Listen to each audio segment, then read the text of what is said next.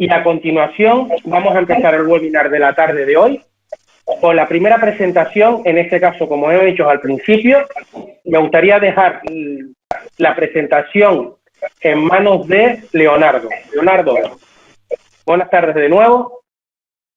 Amigo, todo tuyo, y me gustaría un poco que nos enseñaras, nos guiaras y podríamos aprender un poquito contigo. Bienvenido. Muchas gracias, Isho. Vamos a ver si podemos comenzar por el principio. El maestro Julio Uriburu decía, no podemos tratar bien aquello que hemos diagnosticado mal. Y todo comienza a través del diagnóstico. Diagnóstico significa conocimiento a través de. No podemos abordar algo que no conocemos bien y que no hemos podido mirar bien. Ya comentaron al principio los números aplastantes epidemiológicos del cáncer de mama, que sigue siendo el cáncer más frecuente en el mundo de la mujer y empieza a ser la primera causa de muerte por cáncer en el mundo de la mujer, sobrepasando cáncer de pulmón. Tenemos un dato simbólico también: la mitad de la población son mujeres, la otra mitad venimos de una. De manera que este cáncer que ataca el 99,2% aproximadamente a las mujeres es algo que nos alude absolutamente a todos. Es un problema de salud pública desde todo punto de vista. Somos mamíferos por tener mamas. De hecho, el cáncer de mama tiene una connotación distinta a otros tipos de cánceres por la simbología también, lo que tiene que ver con la sexualidad, con la feminidad y con la maternidad. No estamos hablando solo de un órgano, estamos hablando de un símbolo. Nosotros los radiólogos, voy a dedicar a esta primera parte, la parte tecnológica, lo que tiene que ver con el diagnóstico, es muy prometedor. Hemos avanzado muchísimo en los últimos 40 años, lo que no hemos hecho en milenios, y sigue, y en muy poco tiempo vamos a hacer muchísimo más de lo que estamos haciendo ahora.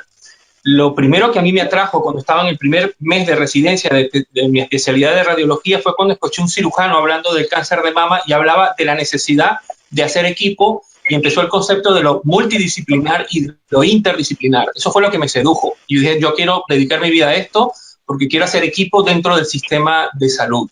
Luego que entré dentro de la subespecialidad, hubo otra cosa que me atrajo muchísimo, que era la necesidad de integrar muchos tipos de imágenes diferentes. Ya la mamografía no era suficiente como la prueba de screening que ya conocemos todos, que es el gold estándar dentro del cribado poblacional del cáncer de mama, sino que entraba la ecografía con toda la parte tecnológica, luego entraba la resonancia magnética y luego vamos a hablar un poco de lo que irrumpe, que es inteligencia artificial, de lo que es la Big Data y de lo que es la radiómica y radiogenómica, que es lo que tenemos actualmente y de lo que estamos hablando en los congresos de mama. De manera que estamos hablando de una hipertecnología donde nos adelantamos y ponemos un paradigma del siglo XXI dentro de la salud, que era el diagnóstico no invasivo y del tratamiento mínimamente invasivo. Y ello depende directamente de todo lo que es la parte de la imagen. Entonces tenías multidisciplinar, tenías un multimodalidad y tenías el paradigma que privaba dentro del siglo XXI. Y esto no parará, y esto va a seguir porque depende mucho de la tecnología, y la tecnología va a una velocidad vertiginosa. Esto ya nosotros lo conocemos, y esto nos permite poder ver y adelantarnos a años antes de que un tumor sea potencialmente mortal, que realmente es la idea. Nosotros nos dedicamos a lo que se llama la prevención secundaria, es decir, adelantarnos al diagnóstico lo máximo, no solo para que la curación sea una garantía, sino para que el tratamiento sea poco agresivo. Tenemos varios objetivos y nuestra función es tratar de abrir la puerta. Pero cuando hablamos del diagnóstico radiológico, del diagnóstico imagenológico, estamos hablando de una imagen y estamos hablando de un órgano. Pero luego, y aquí quiero ir a la otra parte de mis reflexiones, no estamos viendo solamente un órgano, estamos viendo a un ser humano y estamos viendo a una mujer. Y no solamente es suficiente el tener la tecnología y tener las herramientas, conocimiento y ciencia para poder mirar lo que es un tumor y lo que es un cáncer, sino también atendemos miedos, atendemos emociones, atendemos relaciones, atendemos afectos, atendemos crisis. Y para esto no estamos formados, al menos en las facultades de medicina y a todas las que he estado, y en las facultades que conozco hasta ahora en la formación, para este tipo de encuentro y de diagnóstico no estamos realmente preparados. Y es muy importante, y aquí quería dejar un par de reflexiones también.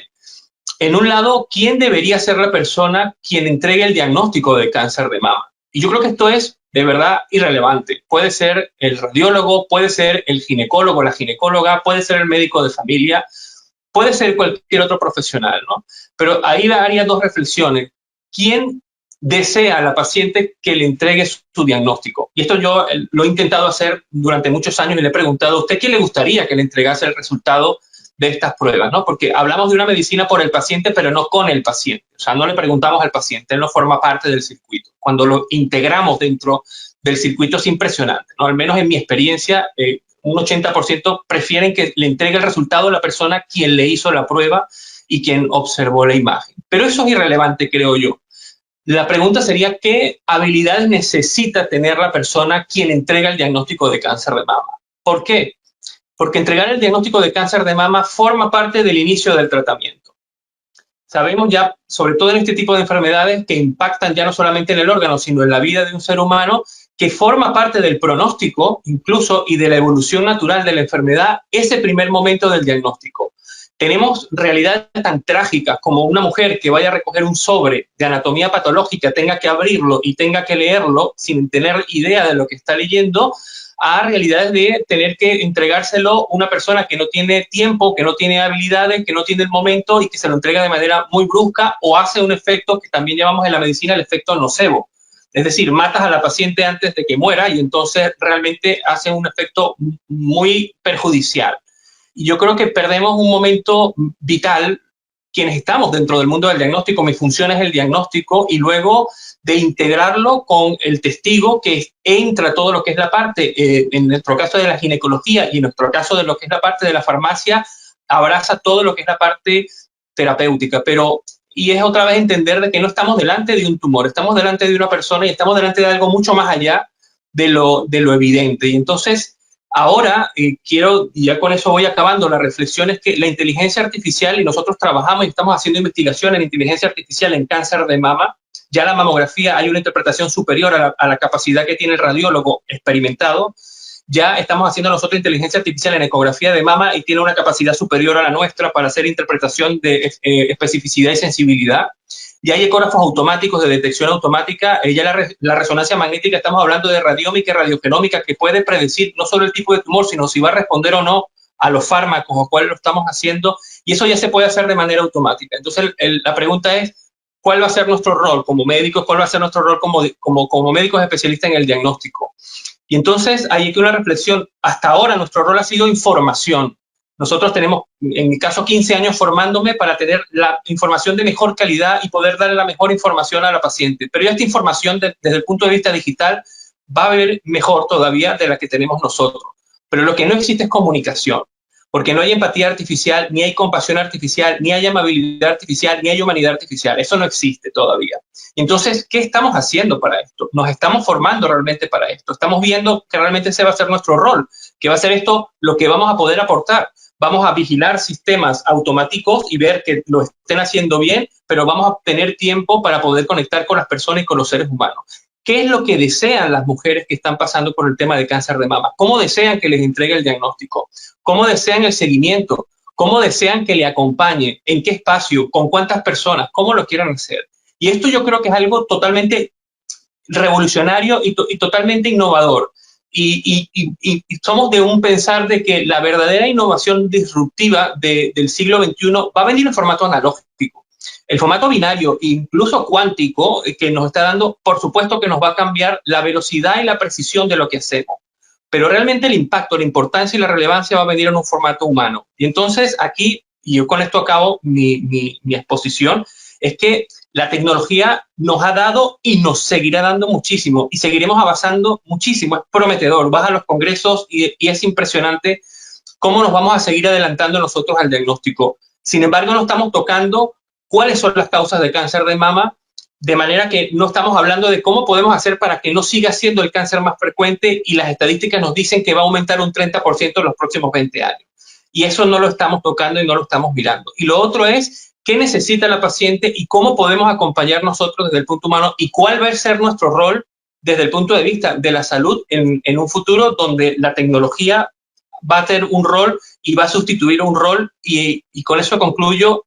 para nosotros más que una amenaza es una oportunidad de que las máquinas comiencen a ser de máquinas y que los seres humanos comencemos a ser de seres humanos, que el rol está un poco invertido en el sistema sanitario. Pero ya que después que nosotros entregamos el resultado de cáncer de mama a nuestras pacientes, van a nuestro equipo, formar parte del equipo que es quien va a tratar a las pacientes y quien va a seguir, en este caso, que son los ginecólogos o las ginecólogas, y ellos cogen nuestros testigos y va a ser cíclico, porque luego nos los van a devolver y ahí forma parte también todo lo que es la parte de la farmacia y del acompañamiento dentro de la farmacia. Y aquí quería concluir yo. Muchas gracias por vuestro tiempo y vuestra atención. Bueno, Leonardo, muchísimas gracias. No te vayas, porque me gustaría hacerte una pregunta fundamental. Por cuestiones actuales que todos conocemos, y es de ámbito real, diario, mundial, el COVID está aquí, pero el cáncer vino para quedarse hace muchísimos años.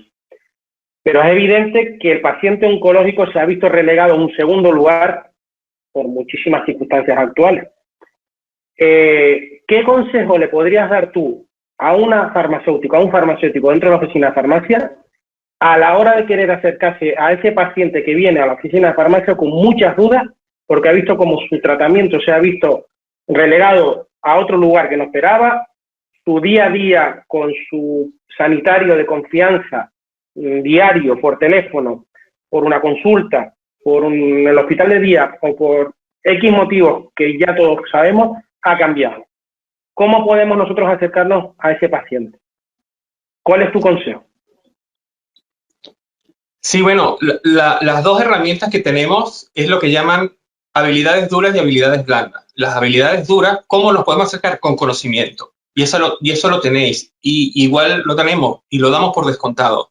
Tener conocimiento suficiente como para entender desde el punto de vista terapéutico, porque aquí estamos hablando de un montón de variables. Solamente cáncer de mama son más de 20 enfermedades diferentes que tienen el mismo nombre y muchos pronósticos muy distintos.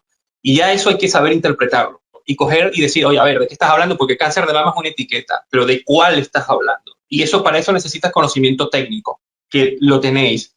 Y con ese conocimiento técnico, que no es más que una herramienta, ¿vale? Tener humanidad y cercanía. ¿Qué es lo que necesita una paciente delante de hablo comillas, y lo digo con mucho respeto, de este abandono que hubo con respecto a la crisis que hubo del COVID? Yo creo que deberíamos aprender de todo, absolutamente de todo. No deberíamos criticar, sino aprender. Probablemente lo del COVID y lo del cáncer, al menos yo lo veo así, el aprendizaje no fue lo que se hizo. Yo creo que se hicieron muchas cosas acertadas, sino lo que se dejó de hacer. Yo creo que el desacierto fue las cosas que se dejaron de hacer. Ya existe la reflexión. En el 2020 murieron 1,5 millones de personas en el mundo por COVID, pero murieron 10 millones de personas por cáncer. Entonces, dejar de atender los programas de screening de cáncer por atender el COVID probablemente no fue la mejor medida. Y esto quedó en manos del farmacéutico. Y entonces la pregunta es, ¿cómo puedo atender yo esto desde el punto de vista técnico y de conocimiento y profesional? ¿Y cómo puedo atender esto desde el punto de vista humano? Porque termina siendo el contacto directo que tiene esta persona y termina siendo el enlace que tiene con el resto del circuito sanitario. Muchísimas gracias, Leonardo. Te invito a la parte final del webinar, donde tendremos una pequeña mesa de preguntas y respuestas. Muchísimas gracias por tu tiempo.